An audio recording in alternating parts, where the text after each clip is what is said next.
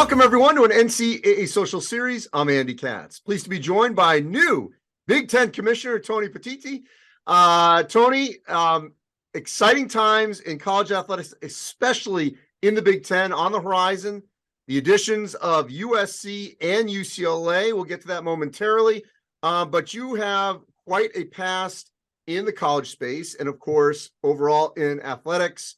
Most recently with Major League Baseball, you worked at CBS Sports, really instrumental in the first rendition of what we would see today as sort of the college football playoff, but years ago. First off, what drew you to even applying for this position? Well, thanks, Andy. Yeah, it was a combination of a lot of different things. I think my own experiences in working in, in organizations like MLB and the networks I work for, where you're just reaching lots of people, you're connecting people, and the Big Ten obviously and its student athletes does exactly that. So that was really attractive to me. And I also like the idea of being in a space where you have tremendous tradition, but there's change and innovation that are required to keep protecting what's most important, those core values of education and opportunity and great athletics. So I think all that combination there. And then the last thing I'll say is, nowhere near an elite athlete, but being able to play in college for 4 years. I loved baseball. I was able to play Division III, but still it was a great experience for me. And, and that combination of athletics and academics has been really critical to my whole journey. So I felt like, that was another reason. And just, they take the obviously cliche thing. I love college sports. So all that together is pretty powerful reason to do this. Well, and the key words you just said there were the combination of athletics and college, the student athlete. You're coming in at a time where things have dramatically changed since you were at Haverford College as a baseball player, and even since when you were, looking at a college football playoff in any kind of form decades ago. Name, image, and likeness, the transfer portal. How would you sort of look at where we are right now in that overall landscape? Yeah, I think the quick way to sort of think about that is that what's been important still is, right, the combination of academics and athletics. That's what the Big Ten is about. That's still important. Having said that, every generation of athletes, there's just new things that happen, right? The world changes, the needs of student athletes change and progress. What they're being asked to do changes, and so I think that comes together. So I think we can creatively work together to keep what's best about the current system, while also providing additional resources that student athletes in this generation and next generation need. So I think that to me is the balancing of what we're trying to do. It's not that it's got to be one system or another. And so I hope that we're going to be able to do that. That's going to take a lot of collaboration with the NCAA and President Baker and the other college commissioners, and just a whole lot of people have to work together to get this done. Obviously, you are the commissioner of 14 schools, soon to be 16, with I can't even count how many student athletes and sports, and we are in the 50th anniversary of Title IX. The Big Ten has a great history in women's athletics, certainly in women's basketball, most recently women's volleyball. It's probably the most dominant conference in the country. Softball, I could go on. How do you ensure that gender equity continues and gets even better within the Big Ten and in college athletics? Yeah, I'm glad you brought that up. I mean, to me, it really hit home this past March, watching the women's tournament in Iowa and Caitlin Clark, and the excitement and the size of the audience was remarkable, right? We saw the attention that it got. The games were great, and people really came and were excited about it. So I think the main thing is that's why whatever system that we need to create and change to preserves that core value. That's been what we are, right? So 14 women's championships, 14 men's championships, deep history of success across all of those sports. That's the mission, to continue to do that and to make sure those opportunities. One of the things that came up a lot in the process, you hear some words used over and over when you're going through something like this for the first time, and it was broad-based athletic programming. That's what the Big Ten is. So then that's men and women, and we want to make sure that as we think about, obviously, when you think about benefits and changing benefits to student athletes, you have to think about that obviously across both, and making sure that we're compliant with Title IX and we're providing opportunities to everybody in the system. Another issue that's certainly in the forefront across the country, and the Big Ten has done a great job of leading this, is in the mental health space. Student athletes have been struggling. The whole population obviously has, but there's really been an emphasis on looking at getting more mental health professionals and making sure student athletes are well cared for, the whole body from head to toe. Where do you stand on ensuring that that continues and gets even better across all these institutions? Yeah, I think the work that Kevin did, my predecessor here in this space, was really important and needs to be continued and strengthened and just growing. It's obviously a need. I'm a father of two, 28-year-old and a 25-year-old, so I understand, some of the issues that are just different than the ones that, a generation ago faced, and we have to be respectful of that and provide those resources. So when I say, we need to provide more support and resources, that's not just, in terms of how athletes compete, but also what they get away from the field. That's really important. That's the classroom, that's graduation, that's mental health, that's mentoring. All those things, are just part of the journey. And to be fair, it's what makes us different. And we have to make sure that we continue that. And I think there's been some great work done here, and I'm excited to really dive into to growing it. Obviously, you've got so many different institutions across the country, and we've seen what's happened with the SEC, with the Big Ten. Other leagues have obviously expanded. How do you manage sort of meeting all these different entities that might have different agendas individually, but need to come together, from the presidents to the athletic directors down to the student athletes? Yeah, I think there's two things. There's one, the collaboration inside the conference to make sure that as a conference office, we're providing the support out to the member institutions on a daily basis, and that, the experience of the student athletes in the Big Ten is the greatest that we can make it across all. And then I think when you think about collaboration outside of the conference with the NCAA, with the other conferences, making sure that we're coming together, because I think some of the issues that you've been alluding to and talking about, they're going to require a much broader based solution.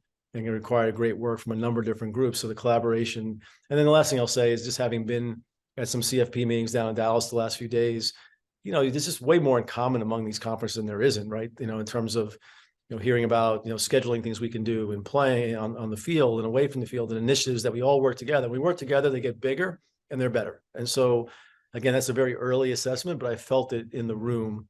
Not only when they were talking about the CFP, but just when there were other conversations about, other aspects of being a student athlete. I heard at your news conference, you were discussing, integrating USC and UCLA, obviously, before they come in a year from now. The big hot topic, of course, is going to be scheduling. I know you don't have the answers yet, and right, how that's going to work logistically. But what are some of the key touch points in bringing in two schools, I should say, with broad-based, great history in a number of different sports, but from one part of the country where this league will stretch from Southern California all the way to New Jersey? Yeah, I think, look, it's definitely a challenge. I mean, I know I haven't gotten into specifics of how we're going to solve some of these things, but I do think it allows for you to be creative. Like, one of the things that I've been involved with throughout my entire career is scheduling, whether it was at MLB, postseason scheduling, regular season, working with media partners, same thing at ABC and CBS, scheduling our events. So that's been a really big part. So I feel comfortable there. I think part of it is, can we innovate? What do we have? What things have to be kept and go forward with, and what things we can change as there. And I think also, I feel like when you go into something like this, that might be, difficult, how you adjust long term, because I'm sure there'll be things that we'll need to do to make them better. And I think that's true of any kind of a scheduling format you change, whether it's for media or for playing schedule. A lot of things I've worked on, I know, despite all the hard work that went in, there's adjustments you make in years 2, 3, and 4 to just react to the way it's actually operating, and whatever consequences you may not have foreseen are happening. So, and then I think, we're going to make sure that we have a lot of resources allocated to this, because we want to make sure not only that we connect USC and UCLA and the student athletes to the conference, but we also want to connect Los Angeles and these different cities together. We've got, so it feels like a Big Ten event. So some things we can do there creatively with events to really start doing that. And the goal is to make it feel cohesive as fast as possible.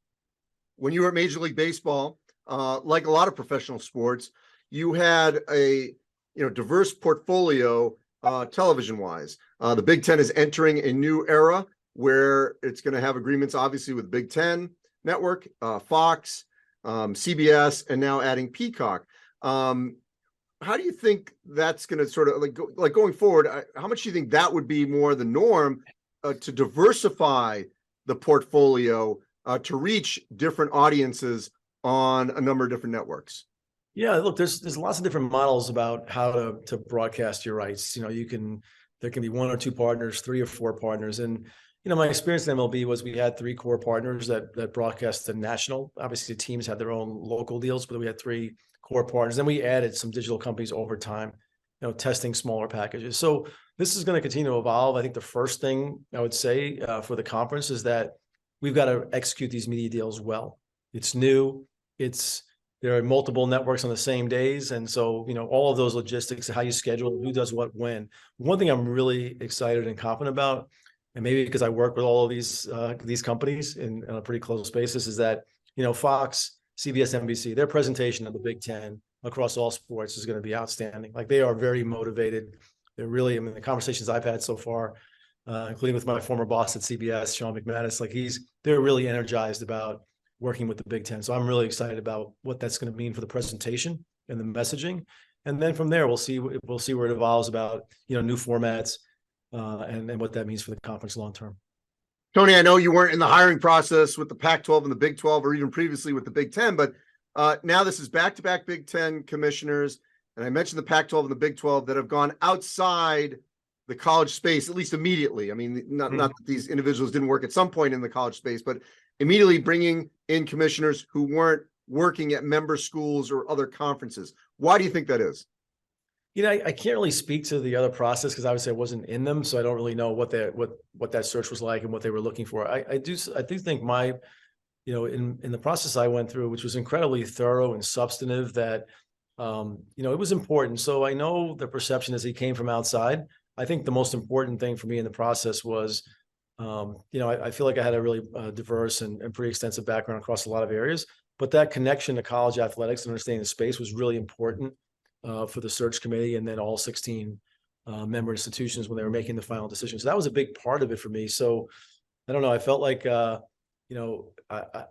was very substantive. So when I was doing the work preparation, it really was almost like diving in as if you were doing it. And so I think that was a big part of it. And Tony, one last thing, I've talked to a number of people who worked for you, and they told me that, when you first came in over at CBS, no one was quite sure, and he's going to come in. Is this something that he's, well-versed in? And within moments, everyone knew you were the right person. You were a good listener, and they loved working for you. And I was thinking about Charlie Baker. Here comes a governor from Massachusetts, Republican governor, who was able to be one of the highest rated and most successful governors in a blue state, and in large part because he's a good listener. What is it about that trait that you think has worked so well for you and wherever you have been? Well, first, I really appreciate you saying that, and hearing that is obviously great. But what I would say is that it's listening, and it's caring. And I think, for me, when I became executive producer at CBS Sports on some of the biggest events in the country that we had, I had never line produced a single event. And so, but I think what I did was I made sure the staff understood that I was going to be in the control room every weekend. I was going to be in a truck. I was going to watch. And so I think the first thing is, showing the commitment to learn and that you care about what these individual jobs are. So I had a great boss at ABC when I was doing the programming for college football. And he said to me, this is a long time ago, and he said, you need to get production experience, because if you want to be a good leader, programming, but you need to, big part of this job is what happens on the screen. You need to know that. So he literally assigned me to go do graphics at a couple of events.